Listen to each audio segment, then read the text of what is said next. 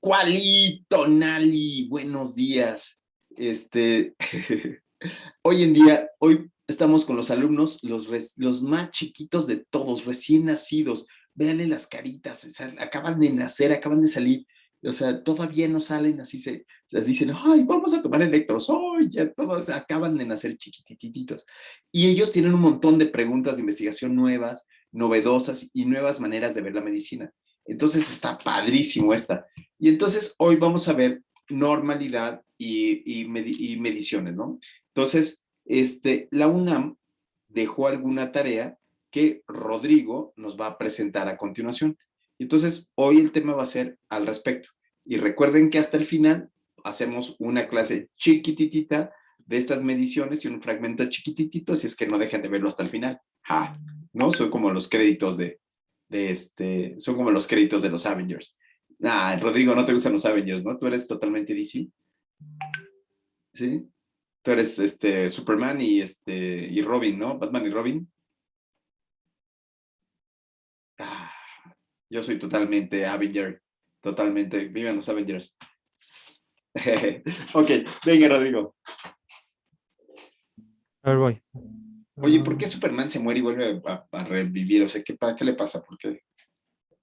Básicamente revive porque eh, los robots que habitan en la fortaleza de la soledad lo meten en una matriz de regeneración y entonces eso promueve que sobreviva, pero antes se arma todo un desastre con los 4 Supermanes en el reino de los Supermanes. Es un tema medio tardado de explicar. Ok, bueno, ok, pero ya sé por qué porque lo reviven en las fotos. Ok, bien, perfecto. Sale, corre y se va corriendo. ¿Qué es esto? Cuéntanos. Bueno, esta es la tarea que nos pidió la facultad sobre las mediciones y entonces yo lo dividí en características que determinan una medición, técnicas para realizar la medición y cómo determinar su calidad. En cuanto a las características que la determinan, tenemos al objeto, a los sujetos al observador, a los sujetos observados y al instrumento de la medición. Ok, como yo soy, dice mi esposa que soy del grupo de los topos, entonces necesito que lo hagas más grande porque no vemos. Entonces, vamos a ver primero esta parte de las mediciones, características que determinan una medición. A ver, ¿puedes hacerlo grande? Ok, un poquito más. Ok, listo. Ahora sí. Ok, entonces en características que determinan la medición, tenemos al observador, que es la persona que se va a encargar de recoger las mediciones. Tenemos al sujeto observado, que es Espera, el espera un individuo en segundo. el que se realiza la medición. Espera un segundo. Vamos a analizar uno por uno. ¿Qué es eso de la persona responsable de recoger las mediciones válidas? Y pon un ejemplo y la importancia de que esas mediciones sean confiables. Estimado Bruno, imagínate, un ejemplo de un médico o de algo de tu actividad clínica que tenga que tener estas características. Pues, por ejemplo, nosotros, bueno, en teoría deberíamos de ser, al recolectar una muestra de laboratorio, vimos en las clases de laboratorio que se debe de seguir un protocolo y también al paciente se le deben de dar ciertas instrucciones para que la medición que vayamos a realizar o la que vayamos a solicitar no tenga un error al momento de realizarla. Ok, pero eso lo hacen más bien los químicos farmacobiólogos. Nosotros como médicos, no hacemos eso. Nosotros no es nuestro principal, lo que hacemos principalmente con el médico, con el paciente no es eso. Leslie, Ceci, Pues podría ser la toma de signos vitales que le hacemos al paciente en consulta, ¿no? la toma de signos vitales, que entonces debes de seguir un protocolo específico para tomar los signos vitales, la toma de un electrocardiograma, ¿no? Saber exactamente dónde va cada una de las cuestiones. Sharon, ¿qué otra cosa? O sea, que tengo que tener este médico que sea confiable, Sharon. Otro ejemplo, perdón, es que mi internet está un poco mal. Sí, estamos ahorita con ejemplos de la persona responsable de recoger mediciones y estamos pensando en médicos. Bruno había platicado de los laboratoristas, de los químicos farmacobiólogos que tienen que tomarlos de alguna manera, pero nosotros queremos pasar estamos en la Facultad de Medicina, entonces nosotros estamos frente al paciente. Y entonces, Podría ser el peso, índice de masa corporal. y ahí ¿cómo responderías esta parte de que sean válidas y confiables las mediciones? Peso, solamente el peso. Pues haciendo bien la calibración del instrumento, ¿no? Con el que se Exacto. va a tomar. Exacto, entonces yo cuando tengo una báscula tengo que saber que la báscula está calibrada, los elementos están perfectamente bien. Sucede que de repente hay unas básculas que están en los lugares y uno agarra la primera báscula que lo sube y puede obtener un peso y una talla errónea, ¿no? Entonces Sharon tiene razón. Pero ¿qué otro error se puede cometer en los niños, Elisha? ¿En los que, perdón? Por ejemplo, en los niños, cuando estoy haciendo una medición en un niño, ¿qué otro error podría tener, por ejemplo? Estoy pesando a un niño, ya calibré la báscula, ¿qué otro error podría ser? O en un adulto. Pues... ay. Pesarlo quizás con ropa. O sea, pesarlo con Sí, ropa, también con zapatos. con Luego los los zapatos son celulares, muy el zapato, el pesados. pañal, va a crear un sesgo, es decir, va a ser que no es que esté tan pesado, sino que es provocado por cómo lo medí, ¿sí? A eso se refiere con que las medicinas sean válidas y confiables. Si tú ves un médico que no le quita ni el celular ni nada y lo sube así con todo y todo, pues tú dices, santo Dios, ¿qué medición va a salir de aquí? ¿Sí? Muy bien. Y el siguiente punto, Rodrigo, ¿qué es eso de los sujetos? Pues el sujeto observado es el individuo donde vamos a realizar la medición. Ok, y en ese caso, dinos tú, ¿cuál sería tu ejemplo de los errores que podríamos tener en la medición de un sujeto? Por ejemplo, en lo que mencionaban del peso, a lo mejor que el niño no se suba completamente a la báscula, o sea, que no se deje un pie afuera. Yo creo que ese es del medidor. Elisha, del sujeto, ¿cuál podría ser? Pues también a veces se recargan más en una pierna o Eso es del medidor, no el están canijo bien. medidor. Del ¿No? medidor. El canijo medidor no se fijó que el cuate estuviera bien puesto. Pero del sujeto, ¿cuál podría ser? Madiam. Estoy pensando, Doc. Tienes un ¿No espantoso. podría ser que, por ejemplo, si seguimos con eso de pesarnos, de que hayamos comido mucho minutos antes? Ok, ese por ejemplo sucede mucho con la glucosa. Cuando yo hago una determinación de glucosa y la pido en ayuno o la pido en postprandial. Entonces, si la tomo al azar, puede ser que ese dato no sea. Y eso sucede mucho en urgencias, en donde me puede llegar un sujeto que vino accidentado por alguna otra cosa y puede ser que tenga algún valor extraño que no sea tan... un ejemplo que yo pongo es, por ejemplo, en los niños. Los niños tienen leucocitosis. Todos los niños tienen leucocitosis. Y entonces yo he visto médicos que ven que tienen leucocitosis, o sea, porque tienen 16,000 leucos, y luego entonces piensan que están infectados y les dan antibiótico y les pasa un montón de cosas. Entonces, esa parte puede ser que, no sé lo que estoy diciendo, los sujetos, si comieron, pueden echarme a perder el estudio, ¿no? Entonces, tengo que evaluar muy, muy bien qué es lo que está pasando con el sujeto.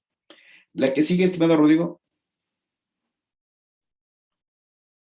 La que sigue es el instrumento de medición, que es cualquier vehículo útil para recoger los datos, como entrevistas, cuestionarios, observaciones o lo que estoy diciendo de la báscula y así.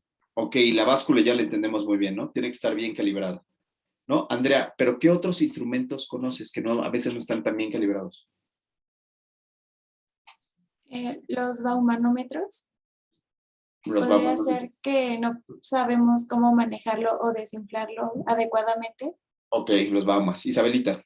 Tú ya participaste, perdóname. Mariana. Puede ser, por ejemplo, el glucómetro, el que estábamos diciendo de la glucosa. Por ejemplo, los que tienen en las casas muchas veces siempre marcan error y pues no pueden medirte como tal la glucosa. Entonces, ok.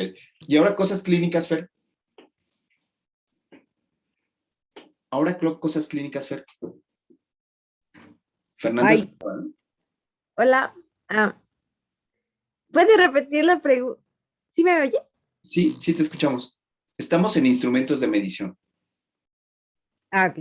Y instrumentos de medición clínicos que están descalibrados. Ya dijeron aquí instrumentos como el manómetro, puros aparatos.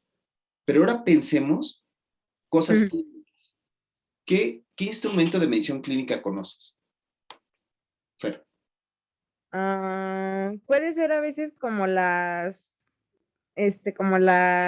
¿cómo se llaman? Las tablas de, o sea, que se utilizan como para, no sé, como para los síndromes que son psiquiátricos, que son tablas de mediciones para ver cómo están las personas. Buenísimo, buenísimo. Entonces, hay muchas escalas, como por ejemplo puede ser la escala de Bailey, que está diseñada para encontrar depresión, o yo les digo una, yo soy pediatra. Yo he visto escala, por ejemplo, la escala de Apgar, en donde las personas no saben qué mide Apgar, ¿no? Entonces, pues ya de manera natural uno ve a un niño y está llorando y dices, ¿cuánto salió? 8-9, porque estoy en el IMSS. O 9-9, y está descalibrado porque el médico no sabe cuánto es, ¿ok? O, por ejemplo, diagnósticos clínicos que están descalibrados porque el médico no conoce cuál es la estructura, ¿no? Por ejemplo, Framingham, ¿no? ¿Qué otro ejemplo podrías dar, Bruno, de estas escalas clínicas que tú conoces, que tú sepas? O sea, Child-Pugh, ¿qué otra se te antoja? Quizás las escalas para la clasificación de la presión arterial, porque hay muchas que cambian los valores para clasificarlo en hipertensión 1 o hipertensión leve, moderada, grave, y cambia. Entonces, depende, yo creo que el hospital ocupará una clasificación. Sí, casi siempre es cuando estoy viendo al paciente en la entrevista, o sea, que no soy capaz de ver, por ejemplo, si tiene una articulación inflamada o si tiene, o sea, eso que tengo que yo practicar muchísimo, estar viendo muchos pacientes. Entonces, ahí es donde tengo que estar bien organizado. ¿Sí, Bruno? Por eso es que necesitamos ver tantas placas, por eso es que necesitamos ver tantos electros, por eso necesitamos ver tantos pacientes para calibrarnos, para poder repetir y que nos salga exactamente lo mismo. Muy bien, Rodrigo. Ahora vamos a la que sigue. ¿Cuál sería tu siguiente llave? Luego puse técnicas de medición. Sí. Donde tenemos varios tipos: la observación, la entrevista y el cuestionario. Ok. En la observación, esta comienza normalmente desde que el paciente entra al consultorio y ayuda a establecer diagnósticos presuntivos y al elegir métodos que refuten o confirmen el diagnóstico. Y hay de dos tipos: la observación simple o directa, donde el investigador utiliza sus propios sentidos para recabar información, y la compleja o indirecta, donde utiliza datos recabados por otro observador. Buenísimo, buenísimo. Ejemplos. Entonces, regresamos, ya acabamos con Fer, regresamos con Ceci. Ceci. Sí, aquí estoy. Listo. Entonces, dime un diagnóstico de que cuando el paciente entra al consultorio, que lo ves llegando y dices, este paciente tiene tal. Ajá. Pues se me ocurren dos ejemplos. Una donde podría ser algún trastorno neurológico, que haya tenido, por ejemplo, el paciente un EBC y tenga un tipo parestesia, o de un niño que llega a consulta y tenga como no sé, las lesiones como específicas de la varicela o de alguna enfermedad exantemática propia de la infancia. Buenísimo, ¿no? Entonces esos son los diagnósticos que decimos que son diagnósticos del camión, ¿no? Que lo vemos en el camión y ya sabemos más o menos qué tiene, ¿no? Y entonces, entonces dice simple o directa son estos pacientes que tienen movimientos anormales o, por ejemplo, alguna característica muy específica. Otro ejemplo, muy bien, Ceci, súper bien. Hoy tienes 2 palomitas, Ceci, vas ganando. Sharon. Podría ser alguna alteración en la marcha. Alteración en la marcha, ¿como qué enfermedad? O sea, ¿ves a alguien con alteración en la marcha? Podría ser Parkinson. ¿Parkinson tiene alteración de la marcha? Esos tienen Pues, alteraciones más bien en los dedos, esta parte del movimiento de cuenta. pues sí es bueno, también tenía entendido que en la marcha de que no pueden detenerse una vez que empiezan, como por ejemplo a caminar, y aparte pues los movimientos, como los temblorcitos que tienen, sería. Estuvo muy rebuscado tu cosa, pero sí, estás de acuerdo, estoy de acuerdo, tienes palomita. Y entonces sí, esa sería una simple o directa, ¿no? Y entonces la más común es obesidad, ¿no? Entonces entra un paciente y dice, ay, doctor, ¿qué padezco? Y dice, pues padece bolita, ¿no? Le dices, ¿no? ¿No? Eso es que padece, ¿no? O sea, parece que tiene tal cosa y después yo lo tengo que checar otra vez, ¿no? Y después viene una que es compleja o indirecta. Entonces, el investigador va preguntando cosas para sacarle la información al paciente, ¿sí? Para sacarle los datos. Y entonces, Elisha, cuéntanos. Vas por tu primer acierto, Elisha. Una compleja o indirecta, un ejemplo de compleja o indirecta. Pues, por ejemplo, cuando en el interrogatorio de antecedentes heredofamiliares le preguntamos al paciente, pues, qué enfermedades han padecido sus familiares, como sus Ok, ¿qué abuelos, de enfermedad qué sería? ¿Qué enfermedad fallecieron sería, o así. por ejemplo? Pues, por ejemplo, cuando le preguntas a alguien que su abuelo falleció y no lo conoció, y le preguntas que de qué falleció y a él le contaron que falleció por un accidente o algo así. O también uno como médico cuando utiliza el expediente clínico de otro médico y ve la información que está ahí. No, queremos ejemplos clínicos, enfermedades como tal. Madiam, ejemplo clínico. Dime qué enfermedad puedo yo tener a partir de una compleja o indirecta. Pues puede ser diabetes mellitus e hipertensión arterial. Ok, llega el paciente, muy bien, y luego, ¿cómo sé que tiene diabetes? O sea, el paciente o su familia. Le pregunto al paciente o a su familia, quien quieras. O sea, llega el señor y no sabe hablar, y tú le preguntas a su familia. O le preguntas directamente al paciente. Pues si es por mis sentidos, pues no sé si podría ser en diabetes la resistencia a la insulina se observa como acantosis nígrica. No, es preguntándole, Andrea. Preguntando. Nada, tienes tache. Andrea. Sí, igual voy a utilizar el ejemplo de la diabetes, pero... Madiam, te van a robar un ejemplo que estaba buenísimo por polidipsia, polifagia, poliuria, donde le preguntabas ¿no? al paciente o al familiar si tenía polidipsia, polifagia, poliuria. Te van a ganar ese ejemplo. O sea, Andrea se va a guachicolear tu ejemplo, Madiam. ¿Cómo ves? No, no puede ser. No, Andrea, otro ejemplo, para que no sea ese. Ay, pues, por ejemplo, en una cirugía, antes de que el paciente entre, tenemos que revisar el expediente y pues el médico de base, o por ejemplo el médico internista fue quien hizo ese interrogatorio y el cirujano es el que lo revisa y también el anestesiólogo.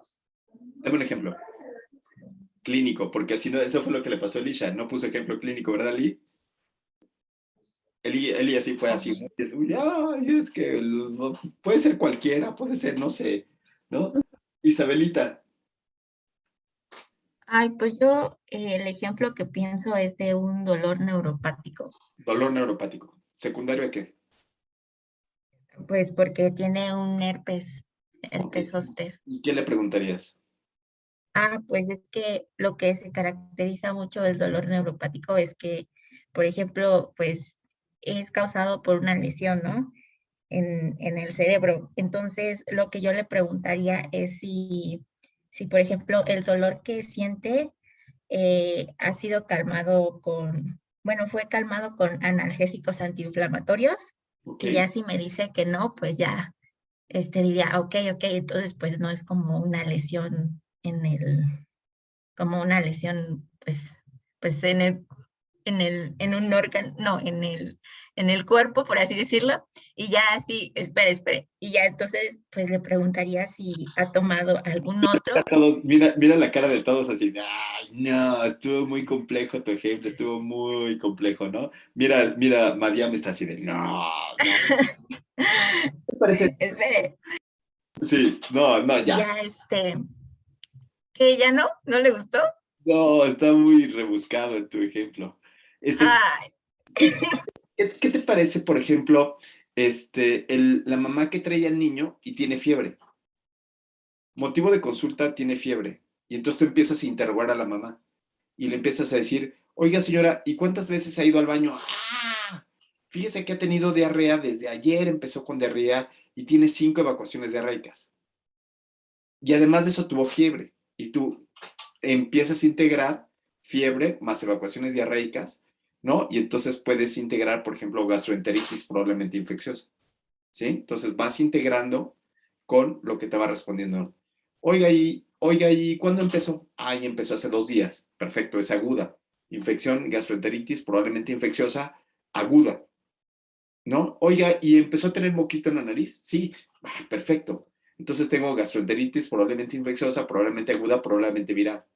¿Ok? Entonces, así es como va uno haciendo estos síntomas de síndromes y síntomas que va uno haciendo, ¿no? Perfecto. Pero sigamos adelante, Rodrigo, para ver si Isabelita tiene otra oportunidad con la entrevista. ¿Qué es eso de la entrevista? En la entrevista, el encuestador va haciendo una serie de preguntas contenidas en un instrumento de medición al entrevistado para recabar los datos requeridos. Ok, Isabel, dame ejemplos de, de esta entrevista que yo puedo hacerle a un paciente en donde tengo que recabar todos los datos. Pues, Para o sea, primero dime qué enfermedad y después me dices qué datos son los que tiene que hacer un entrevistador. Y si se pierde ese dato, ya no es la enfermedad. Tucu, tucu, tucu. Ay, estuvo bien difícil. A mí no me digas nada. Dile a Rodrigo. Tucu, tucu, tucu. 5, 4, 3. Mariana. Caramba. Hasta prendió la cámara. Caramba. Ok. Sí. No manches. Madiam se va a aventar al ruedo. Bueno, Al ruedo por una palomita. Perfecto. Sí, Madiam. se me ocurre que podría ser cuando estamos buscando una enfermedad infecciosa, que están las manchas de Koplik en el paciente y ahí podríamos preguntar, pues, si las tuvo o no. Y eso pues cuenta como un signo patognomónico. Y Y después también, tendría que ir buscando otras, o sea, tendría que ir, o sea, aquí lo que vamos diciendo es cómo durante la entrevista hay médicos que no conocen todos los datos clínicos y se le puede ir el diagnóstico, ¿no? Entonces, yo como soy pediatra, pues a mí se me ocurren puras cosas pediátricas. Entonces, por ejemplo, síndrome de Down. Para que yo haga el diagnóstico clínico de síndrome de Down, tendría que juntar 10 características clínicas. Entonces yo junto esas 10 características clínicas para decir que tengo una mayor probabilidad de que este paciente tenga síndrome de Down. Pero imagínense que soy de estos médicos del doctor Simi. Ah, no, no es cierto, porque hay buenos médicos en el doctor Simi. Que soy un médico que no viene de la UNAM, ¿no? Y entonces nada más veo los ojitos que está así y le digo, ese niño puede ser que tenga síndrome de Down. ¿Me explico? Y lo que no descubro es que el verdadero papá, no el esposo de la señora, sino el verdadero papá, ¿no? Era un japonesito. ¿Se entiende? Entonces, yo para hacer estos diagnósticos sindromáticos tengo que tener todas las preguntas y conocer todas las preguntas. De aquí, ¿por qué es tan importante conocerlas? ¿Sí? ¿Le damos un punto a Madiam o no? Más o menos de, sí, un punto. qué mala, qué cosa tan horrible de Se lo merece, se lo merece. Mariana. Es más, 2 puntos. No, ¿qué? 2 puntos, ni que fuera que. No. Venga, Mariana, cuestionario. Si quieres, léelo y después nos das el ejemplo. Sí.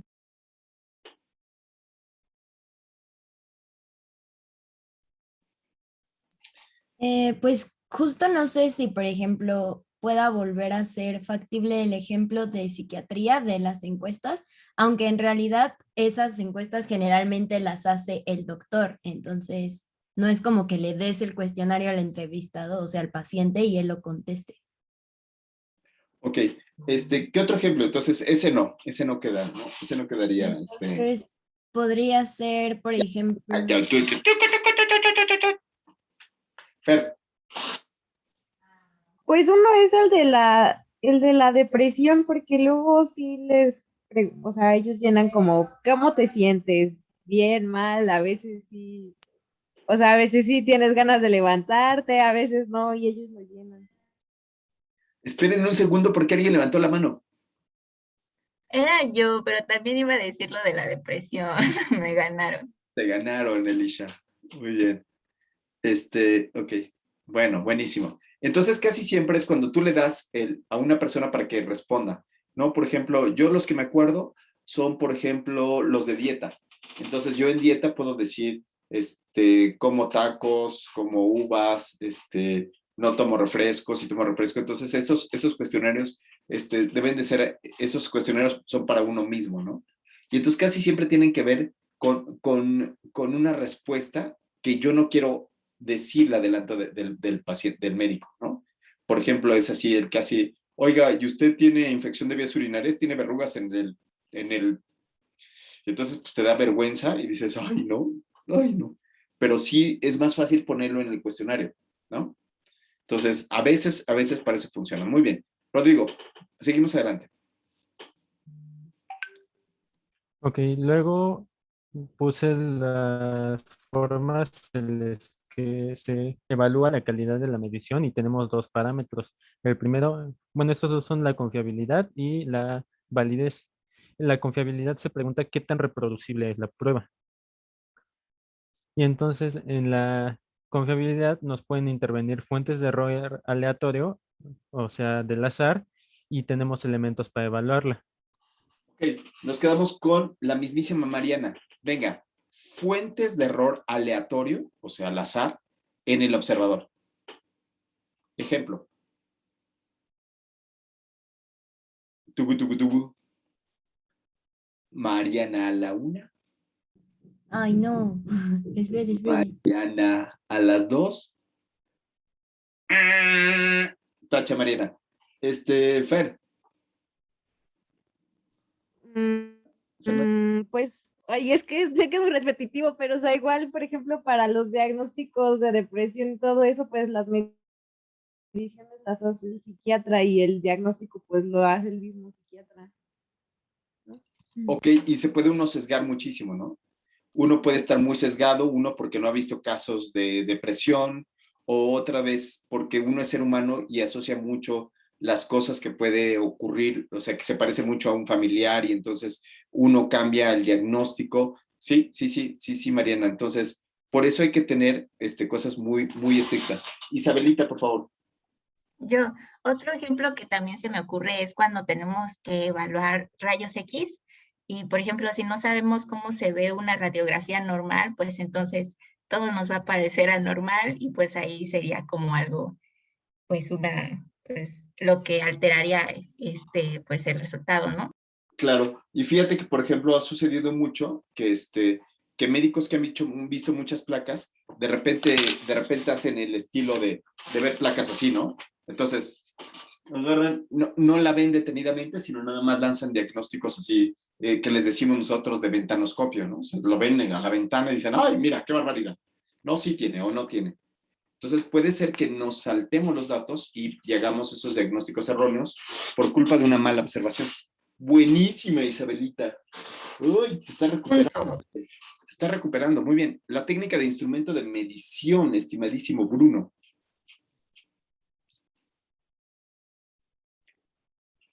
Técnica de instrumento de medición. Errores secundarios a la técnica de instrumento de medición. Pues creo que ya los habíamos mencionado, ¿no, doctor?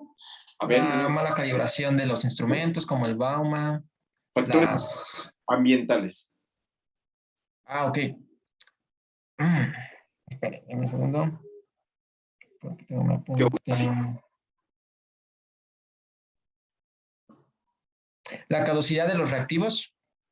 Ok, que de repente sale una madrinola, pero es muy difícil verlo. Tú ahí es muy difícil, pero sí, ahí viene, exactamente, leíste muy bien la caducidad de los reactivos que dice ahí, el mal estado de los instrumentos, preguntas mal formuladas, pero necesitamos ejemplos.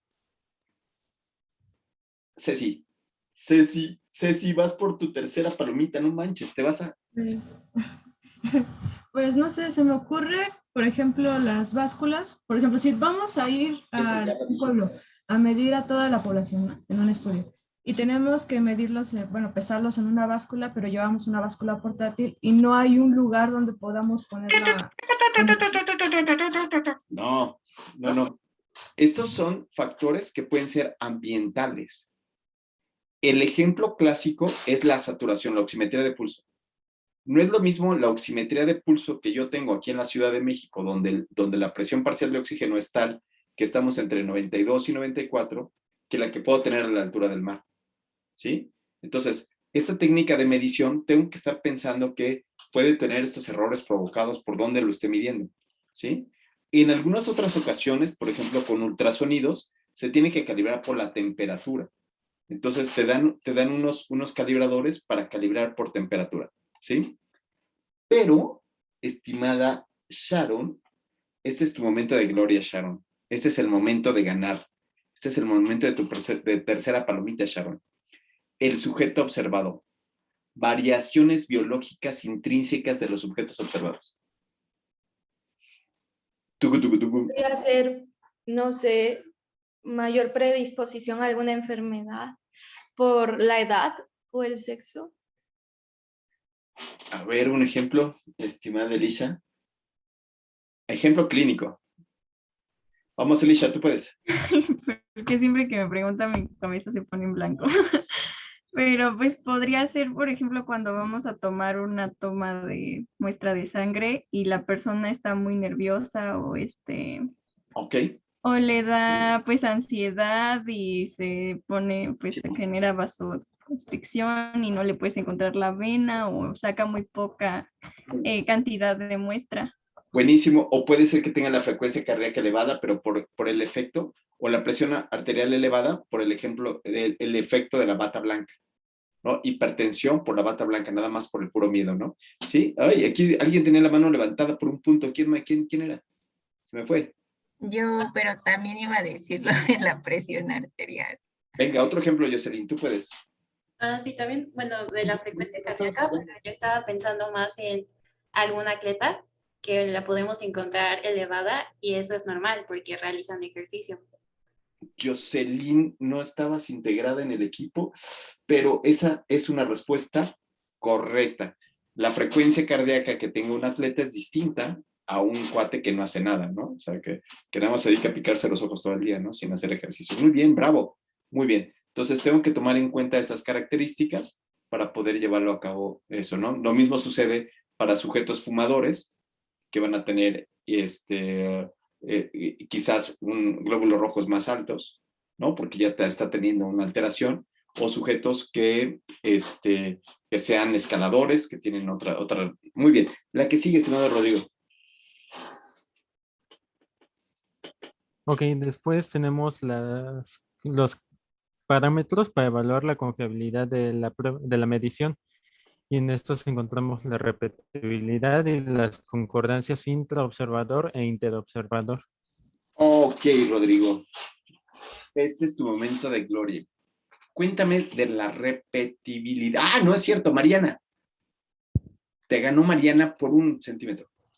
Por ejemplo, en sospecha de hipertensión de reciente diagnóstico, pues tenemos que realizar diario la medición de la tensión arterial a la misma hora y en las mismas condiciones, pues para llegar a este diagnóstico.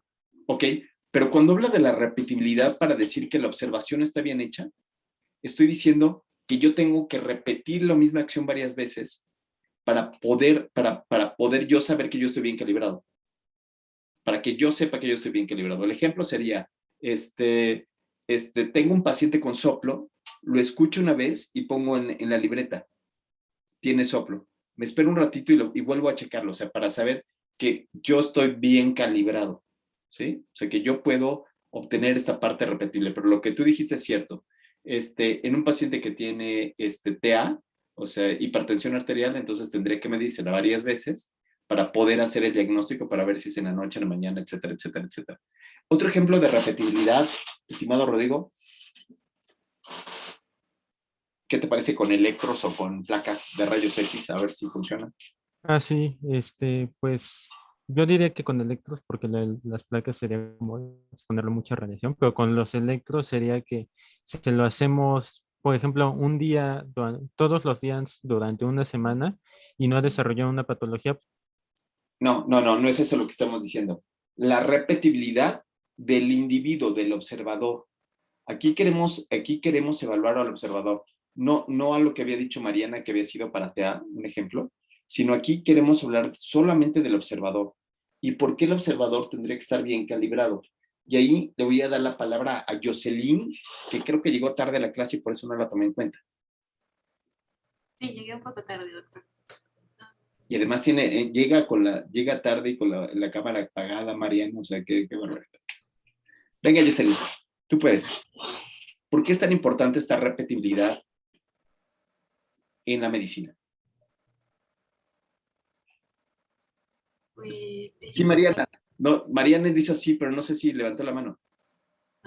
Sí, pues porque como nosotros, o sea, nosotros que debemos de estar bien calibrados es porque tenemos que estar constantemente aprendiendo a hacer algo. Por ejemplo, usted decía de los electros o de los rayos X, sería como que la enseñanza de esa lectura de los rayos X o del electrocardiograma tiene que ser algo constante en nuestro aprendizaje para que podamos hacerlo bien y pues ser check cuando llegue nuestro momento. Exactamente, que estemos bien calibrados nosotros. O sea, que sepamos bien un más procedimiento. importante de la medicina. El instrumento más importante de la medicina y la razón por la cual la medicina avanza es porque yo estoy bien calibrado. Lo contrario es cierto. Si tienes médicos que vieron un electro en la vida, no lo volvieron a medir para ver si estaban bien o estaban mal, no tienen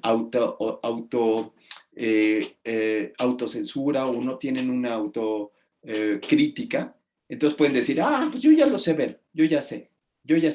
¿Sí, Jocelyn? Sí, doctor. Sí. Entonces Mariana dice, el doctor Orihuela por eso nos deja leer 15, para quedar perfectamente calibrados. Es como hacer... No, son 150, doctor. Para que yo quede perfectamente calibrado y cuando lo vea, lo pueda repetir y repetir y repetir, ¿sí? Y me salga bien. Esa es la razón. Es un ejercicio, es como levantar pesas o es como leer cómics de Superman. ¿Cómo cuántos cómics has leído, estimado Rodrigo Díaz, para saber todo lo que sabes de Superman? Solo de Superman, pues póngale que por lo menos unos 50. Por lo menos unos 50 y los ha leído y los ha releído. Entonces, púchale, pues para ver electrocardiogramas que tienen tantas cosas, 150 se me hacen pocos, ¿no? Sobre todo porque tiene que ver con pacientes. Muy bien, Jocelyn, otra oportunidad. Concordancia intraobservador. Léenos lo que dice y después nos dices un ejemplo. Si las observaciones de un solo observador son constantes cada vez que repite la medición. Venga, ejemplo.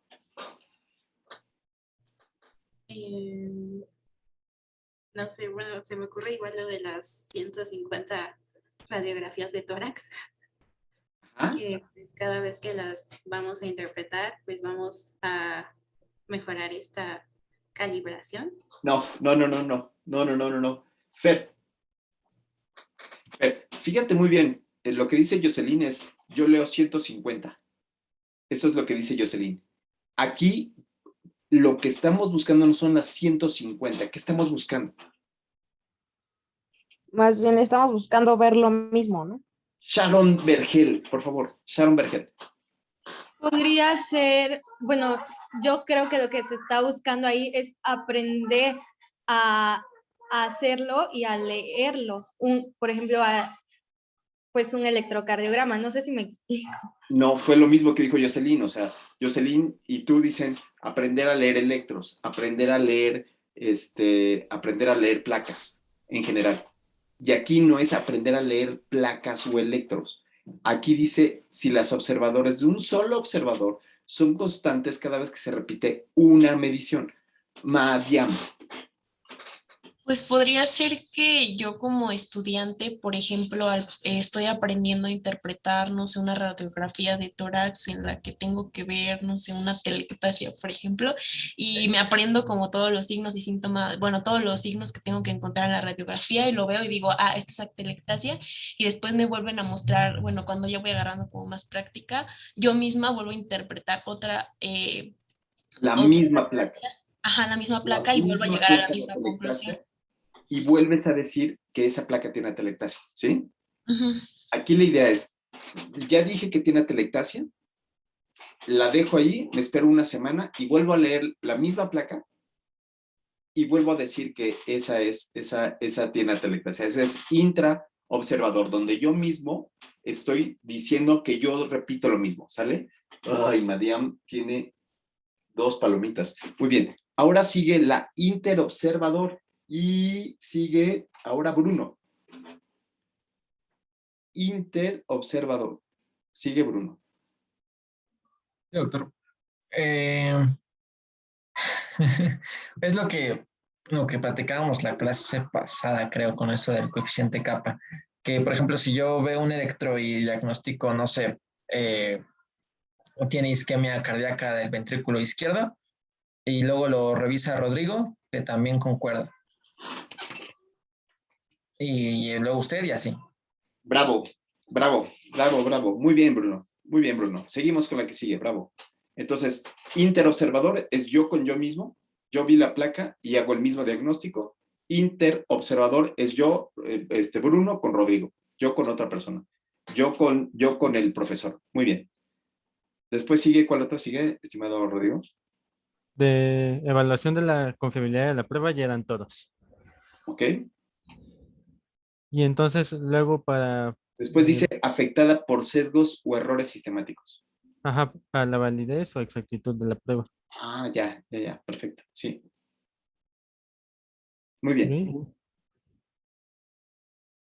Entonces, la validez o exactitud de la prueba es si realmente estamos midiendo lo que queremos medir. Ok. Y esta también tiene formas para ser evaluada y puede ser afectada por sesgos o errores sistemáticos. Ok, muy bien. Y tenemos el primero que es de selección. Te toca a ti, estimado Rodrigo. Ejemplo de un error ok. sistemático de selección. Eh, Hay diferencias en sistemático y aleatorio. ¿Sí? Venga. ujú. Pues aquí podría ser como cuando estamos haciendo un estudio para evaluar. En los estudios de las vacunas contra COVID, que estamos seleccionando a la población y entonces no sabemos si podría haber un sesgo si tomamos en cuenta igualmente a las personas que están cursando con la enfermedad o a lo mejor ya la cursaron y las tomamos en cuenta de igual manera que las personas que no la han padecido. Está muy forzado tu ejemplo, Rodrigo. Ceci. Ay, ahora sí nadie levanta la mano. ¡Ay, sí! Madiam levantó la mano. Señoras y señores. Señoras y señores, Madiam va por su segunda palomita. Señoras y señores. Pues es que en estos sesgos se hablaba sobre los criterios de inclusión y una forma en la que pues el investigador al momento de realizar pues sí, una investigación no tenga como influencia en qué paciente se está eligiendo, ¿no? Ah, Ejemplo. Necesitamos un ejemplo de un sesgo sistemático de selección. Ejemplo. Otra oportunidad. ¿Quién quiere? ¿Quién quiere otra oportunidad? Le toca a Ceci. Aquí estoy. Pues no sé, tal vez el ejemplo queramos saber cuál es la prevalencia de la hipertensión arterial y elegimos a puras personas hipertensas, pero entre ellas se nos va por un criterio, por el error de selección, se nos va una persona sana. O estábamos midiendo a puros pacientes masculinos y se nos va por ejemplo, adultos y se nos va por ahí un adolescente o un niño. No, ese sería un error de calibración, o sea, que alguien no sabe detectar que fue adolescente o adulto. Este error de selección tiene que ver, por ejemplo, Andrea. Podría ser que para evaluar la prevalencia de, por ejemplo, el sarampión, queremos ver cuál es la prevalencia en México, pero utilizamos a pacientes que están en el Instituto de Infectología y entonces pues, la muestra ya solo se basa en el hospital y no en la población en general. Muy bien, Andrea. Muy bien, Andrea. Ese es el sesgo de selección. El sesgo de selección es ir a buscar a centros donde ya los mandan. Por ejemplo, ver placas de tórax, ¿no? Ver placas de tórax de pacientes tuberculosis, decir, ay, mira, estas lesiones son típicas de un paciente tuberculoso. Estas son típicas de un paciente con tuberculosis. Y lo estoy haciendo en el INER, donde llegan multi de pacientes tuberculosos. Yo tendría que ver esa misma circunstancia en un lugar en una unidad de medicina familiar, ¿sí? Donde no hay tanta prevalencia. Cuando llegan todos los casos seleccionados, agua pasa por mi casa. Cuando estoy en un centro médico, pues es fácil ver un infarto agudo al miocardio porque ya llegan seleccionados. A eso se le llama, ese se le llama el sesgo de selección, ¿sí? Bravo, Andrea, bravo, bravo, bravo, bravo. De información, después de Andrea sigue Isabel. A mí un error que se me ocurre en ese es, por ejemplo, cuando nosotros... Isabelita, primero léelo y después nos dices qué errores. ¿Ande? Primero lee el de información y luego nos das un ejemplo. Ok. Información. Ocurren por una imprecisión aleatoria o sistemática en la medición, por distorsión en la percepción del observador, del observado o del instrumento. Ejemplo. Un ejemplo que se me ocurre es cuando los médicos no están actualizados o no están bien informados, por ejemplo, en los casos de los medicamentos, de que ve que a cada rato andan saliendo como este medicamento se demostró que causa esto, o este medicamento ya no es tan bueno y ahora es más bueno el otro. Ese se me ocurre. ¡Wow! Súper avanzado, Isabelita. Y es esto que estamos diciendo ahorita, ¿no? O sea, lo que estamos diciendo es que el médico es la herramienta fundamental tecnológica de la medicina. Si tienes un médico que no sabe ni más o no está leyendo o no sabe cómo leer un artículo, pues entonces no va a saber si mandar una placa, si mandar alguna otra cosa. Sin embargo, aquí, cuando están hablando del sesgo de información, están hablando de cosas menos filosóficas como las que tú estás diciendo. Entonces, lo que tú dijiste es muy avanzado, pero aquí lo que están diciendo es, ¿sabes qué? Que el médico no sabe medir a los niños. O sea, se pone de ladito, no sabe bien cómo se miden, los mide con una cinta métrica que no es. Por ejemplo, cuando estamos hablando de la talla, o ocurre que el médico no sabe evaluar muy bien, no sabe cómo evaluar un ecocardiograma o un electro, no se sabe todas las partes. Entonces ahí tiene un sesgo que sería de información. Pero lo que tú dijiste, Isabel, es maravilloso y tiene que ver con lo que estamos haciendo aquí. Lo que yo quiero es que ustedes queden bien calibrados y que abran los ojos para que no les pase lo que tú dijiste ahorita, ¿no? Para que ustedes crezcan y estén leyendo todo el tiempo medicamentos. Muy bien, Isabelita. Pero viene Mariana a hablarnos de sesgos de confusión. Mariana, primero y después vas a hacer ejemplo. Cuando se confunde el efecto de una variable externa con los efectos de las variables observadas, pues podría ser que cómo reacciona un tratamiento en general hacia el diagnóstico que tú tenías, ¿no? O sea que, por ejemplo, si le mandas a un paciente que tenía dolor, solamente paracetamol y no se le quita, entonces tú tienes que ver cómo está funcionando esa variable externa, que es el paracetamol, con el efecto que viste que era dolor. No, Fer. Jocelyn. Ay, María Fernanda, levantó primero la mano yo. Perdón un segundo. Fer. ¿Yo o Jocelyn? Fer levantó la mano ahorita. María Fernanda. Sí, yo soy Fer. Adelante. Es que se me traba, entonces no entiendo, pero ok. Entonces, pues bueno, mi ejemplo es que, o sea, por ejemplo, cuando existe un choque, luego pues llegan al hospital y pues sienten que no les duele nada. Entonces, pues los doctores piensan que no tienen nada, pero en realidad es por el efecto de la adrenalina, entonces se ve como sesgado. Está muy forzado. Rodrigo Díaz. Rodrigo. Ahorita con la vacuna COVID, se me ocurre que, bueno, uno de los efectos secundarios es sentirse como mareado y que le dan náuseas y así. Entonces, eso sería como lo que queremos medir, la incidencia al aplicar la vacuna contra COVID, pero puede dar que la casualidad de que el sujeto esa misma noche se fue a tomar y entonces comió grandes cantidades de alcohol y el alcohol produce precisamente esos mismos efectos. Entonces no sabemos cuál fue la variable que determinó la apariencia de esas reacciones. Buenísimo. Yo tengo otro, a ver si les gusta. A ver qué opinan. Es el efecto de dar vitamina C para evitar que te dé gripa.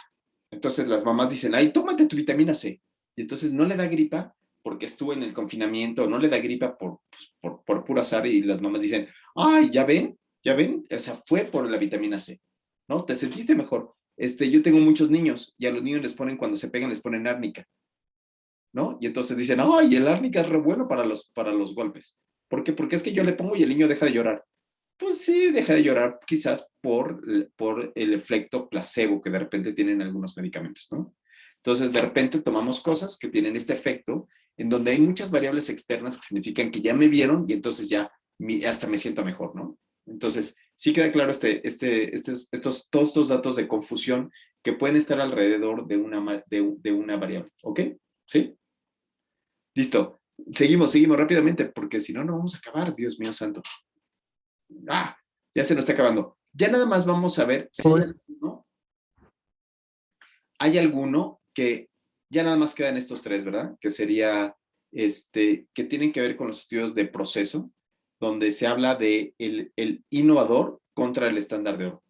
Y entonces, aquí tenemos que evaluar las herramientas en tres niveles. En que el contenido sea el adecuado, que el constructo con el que se realizó, o sea, la definición sea completamente adecuada y que se pueda encontrar y validar este criterio para poderse llevar a cabo, ¿no? Entonces, esto tiene que ver con la creación de scores que sean o de pruebas que puedan ser muy sustentables. ¿Listos? Listos, pues perfecto, ya quedó este video. Entonces, listo, vayámonos rápidamente y nos vamos al resumen final para todos aquellos que no llegaron a la clase y solamente quieren saber el resumen final. Entonces, en el resumen final diríamos, ¿cuáles son los principales problemas de las mediciones? ¿Cuál creen ustedes que podría ser el problema número 1?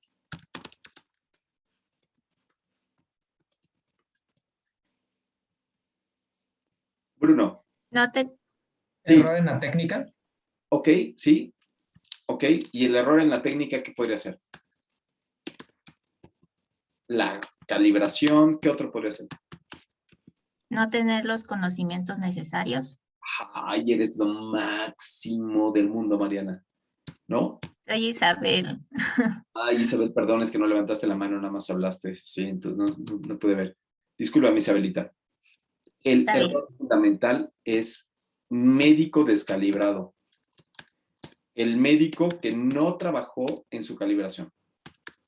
Al médico que dijo, ¡ay, me dejaron 150 placas de rayos X! ¡Ay, cómo sufro! Me voy a morir mañana. Mañana mismo me muero. Sí, ya me morí. ¿No? Pero cuando lo ponen a ver series, se chuta todas las series completas, desde la primera hasta la última. El Mandalorian se la echó completita desde que hasta se quedó despierto. Pero cuando se trata de hacer placas, ¡ay, no, me voy a morir! ¡Ay, no, qué triste estoy! ¿Sí? No se quejen. El principal problema de las mediciones es estar descalibrado, es desconocer. ¿Sí? Tengo que tener los aparatos calibrados, al médico calibrado, ¿sí? Y tengo que tomar en cuenta las cuestiones externas, los confusores. ¿Sí? Entonces, yo creo que tomando en cuenta eso, ya confusores. Podría ser esto un resumen extraordinario de los principales problemas de medición. Y que aquí los problemas de medición pueden ser dos. ¿Cuál podría ser la gran división de estos dos problemas de medición? Sistemáticos y aleatorios. Sistemáticos y aleatorios. Bravo, Ceci. Sistemáticos y aleatorios. ¿Qué es eso de sistemáticos, Mariam? Pues que tiene que ver con la persona que está midiendo. Siempre. Cuando estoy diciendo sistemáticos es que siempre va a salir chueco. Que cada vez que yo mida va a estar chueco. ¿Sí? Ese es el sistemático. Y el aleatorio, estimada Elisha. Pues son aquellos que no están contemplados, que son al azar. Al azar. O sea, Externos. a veces va a salir bien y a veces va a salir mal. ¿No? Entonces, un sistemático puede ser que la báscula me dé siempre 1 kilo menos. Porque está descalibrada y siempre me va a dar 1 kilo menos. ¿Sí? Y entonces, ¿cuál es más terrible? ¿El aleatorio o el sistemático? ¿A cuál le tengo que abrir? Tengo que abrir más los ojos, ¿al aleatorio o al sistemático? Con los sistemáticos, porque como es eso, podemos corregirlos. Los sistemáticos, o sea, podemos decir, ahí estaba descalibrado 1 kilo, súmale 1 kilo y ya, ¿no? Ya no pasa nada, ¿no? A todos estos canijos, súmales 1 kilo y ya lo hicimos. O, por ejemplo, en el caso de la saturación, ¿no? De la oximetría de pulso, dirías, aquí en México todos tienen 92% de saturación. Entonces ahí no llega al 100%, son 92 y está bien. ¿Sí? ¿A cuál tendría que tenerle más cuidado, Andreita? A los sistemáticos. No. Los sistemáticos nada más le sumo lo que le falte y ya con eso queda. Perdón, sí, a los aleatorios. A los aleatorios, porque le pido una VH o le pido algo y a veces sale bien y a veces sale mal y digo, ay, ¿será? O sea, ya no le creo nada, ¿no? Le tomé una PCR y de repente tenía todos los datos clínicos y sale negativo y todo así, ay, juela, ¿no? ¿Será que en sí no tenía? Me hace dudar muchísimo, ¿no? Entonces, estos son los principales problemas de medición. ¿Listos? Y bueno, pues nos despedimos diciendo que el día de hoy la ganadora principal del día de hoy hubo un empate entre Fernanda y Ceci e Isabel. Órales. Triple empate, pero cerca, Isabelita. Extra. No. Un premio para las 3. No, qué premio. Sí. Pero ves, Mariana.